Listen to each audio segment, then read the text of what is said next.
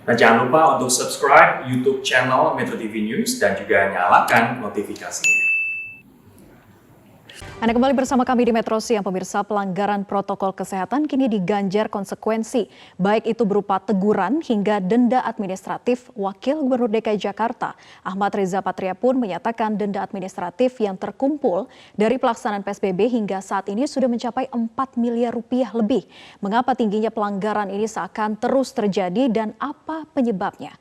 Rekan Marvin Sulistyo akan menyampaikannya untuk Anda. Silakan Marvin. Baik, terima kasih Vera dan juga pemirsa. Sebelumnya saya akan mengajak Anda untuk melihat dari hasil survei Badan Pusat Statistik mengenai kenapa banyak orang tidak mematuhi protokol kesehatan atau alasannya apa. Saya akan tunjukkan kepada Anda berapa sebenarnya total denda yang sudah dikumpulkan per 31 Agustus 2020 menurut data dari Kepala Satpol PP DKI Jakarta Arifin. Kita simak bersama di saat pertama kita pemirsa.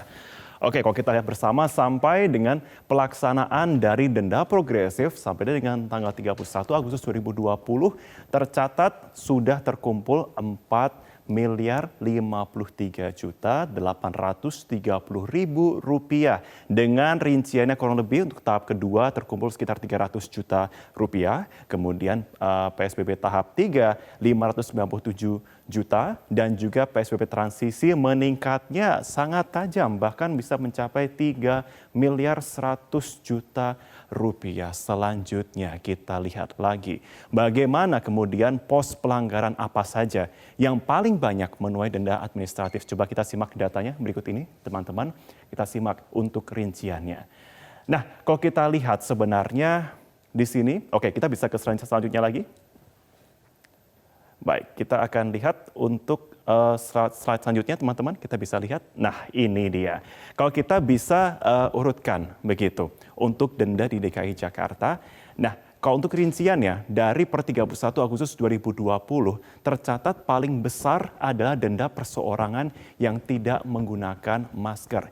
Yakni tercatat sudah terkumpul 1 miliar 944 juta rupiah. Kemudian untuk denda penindakan tempat usaha industri terkumpul 831 juta. Sementara untuk denda fasilitas sosial budaya 284 juta rupiah. Coba kita ke slide sebelumnya teman-teman. Oke, nah sementara itu tidak hanya masa itu pada saat pengetatan PSBB juga ternyata terkumpul denda yang tidak sedikit. Dalam range 14 hari ternyata juga terkumpul denda yang tidak bisa dibilang sedikit. Bahkan selama 14 hari saja pemirsa untuk DKI Jakarta terkumpul 257 juta rupiah. Dengan rincian di sini tidak menggunakan masker 21.000 orang lebih dengan kemudian dendanya 233 juta rupiah. Kemudian orang yang memilih untuk melakukan kerja sosial ada 19.000 orang dan orang yang memilih membayar denda ada 1.469 orang termasuk dengan denda di rumah makan dan juga denda di tempat kerja. Oke, kita ke slide selanjutnya. Kemudian pemirsa, bagaimana sebenarnya dengan landasan hukum mengenai pengaturan sanksi denda di DKI Jakarta? Kita coba simak datanya. Sebenarnya secara tegas sudah disampaikan oleh peraturan gubernur tahun 2020, di antaranya ada Pergub nomor 33 tahun nomor 351 dan nomor 79 mengenai aturan sanksi denda di DKI Jakarta yang secara tegas sudah mengatur mengenai bagaimana seharusnya protokol kesehatan harus diberlakukan di lapangan dan bagaimana pula langkah untuk bisa menekan agar kasus penyebaran di DKI Jakarta segera bisa diminimalisir. Selanjutnya kita lihat lagi. Nah, kita akan lihat untuk data selanjutnya pemirsa yang bisa saya kutip kali ini.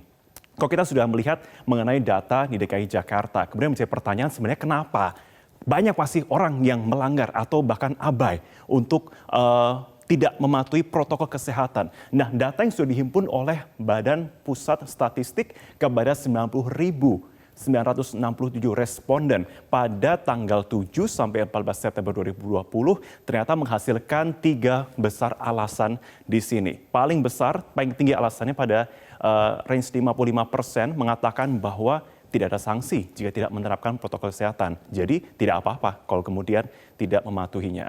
39% mengatakan tidak ada kejadian penderita COVID-19 di lingkungan sekitar saya tinggal dan juga tempat saya beraktivitas. 39% mengatakan demikian. Kemudian 33% mengatakan aduh pekerjaan saya jadi sulit kalau misalkan menerapkan protokol kesehatan. Saya pakai masker, saya sesak, saya nggak bisa beraktivitas, saya tidak bisa untuk jaga jarak, saya butuh komunikasi dengan banyak orang di sekitar saya, makanya tidak bisa jaga jarak. Nah itulah kemudian menjadi alasan-alasan kenapa dari sejumlah orang yang diambil sampelnya ini mengatakan sulit untuk menerapkan protokol kesehatan. Dan juga alasan lainnya seperti ajakan lingkungan sekitar ataupun juga rekan lainnya. Nah sementara itu kalau kita lihat selanjutnya lagi, kalau kita lihat sanksi dari pelanggaran protokol kesehatan, sebenarnya sudah banyak sanksi yang diterapkan. Namun pertanyaan besar kenapa sangat tinggi? Saya akan coba kutip dengan 3 daerah tempat penurunan ataupun positivity rate tertinggi selama beberapa bulan terakhir. Yang pertama saya akan lihat bagaimana dengan sanksi di DKI Jakarta. Kalau kita lihat selama beberapa minggu terakhir, bahkan dalam hitungan bulan, sudah diperlakukan adanya sejumlah peraturan untuk bisa menerapkan protokol kesehatan agar sesuai dengan ketentuan dari dinas terkait. Nah, di antaranya seperti pelanggaran individu.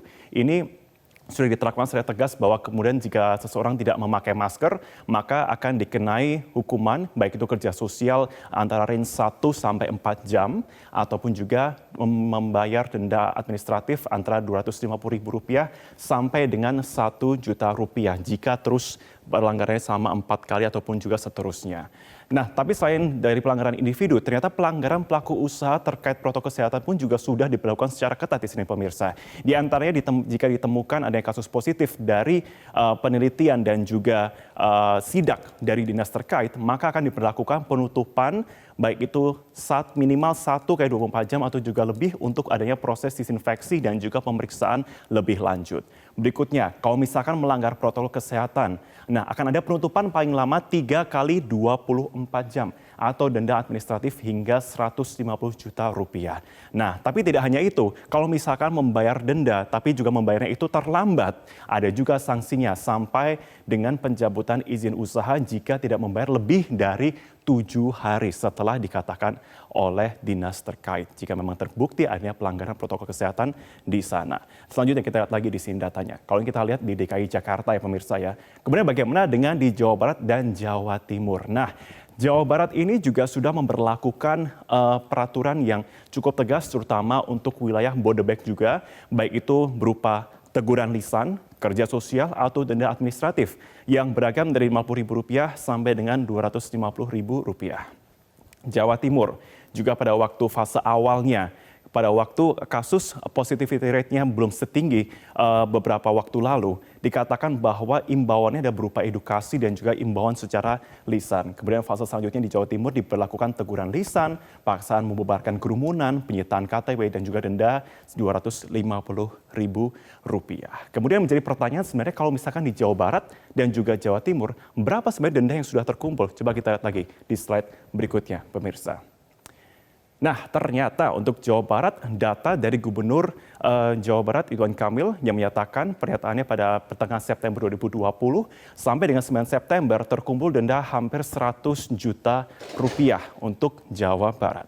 Kemudian Jawa Timur dikatakan juga oleh Gubernur Jawa Timur, Kevin Darmawansa, antara range 14 sampai 17 September 2020 terkumpul Rp84,9 juta untuk Jawa Timur. Kalau misalnya kita bayangkan dan kita bandingkan dengan DKI Jakarta, cukup jomplang pemirsa. Berikutnya kita lihat lagi di sini. Kita akan kembali kepada DKI Jakarta. Nah, kemudian yang menjadi pertanyaan setelah terkumpul dana yang kurang lebih Rp4 miliar lebih ini, hanya untuk DKI Jakarta saja, akan dialokasikan untuk apa dana dari warga tersebut? Nah, sesuai dengan Pergub Nomor 41 Tahun 2020 tentang pengenaan sanksi terhadap pelanggaran pelaksanaan PSBB DKI Jakarta, memang tidak disebutkan detail alokasi penggunaan. Tapi Ahmad Riza Patria pada waktu pernyataan kepada pers pada 17 Juli 2020 menyatakan uang denda untuk digunakan penanganan COVID-19.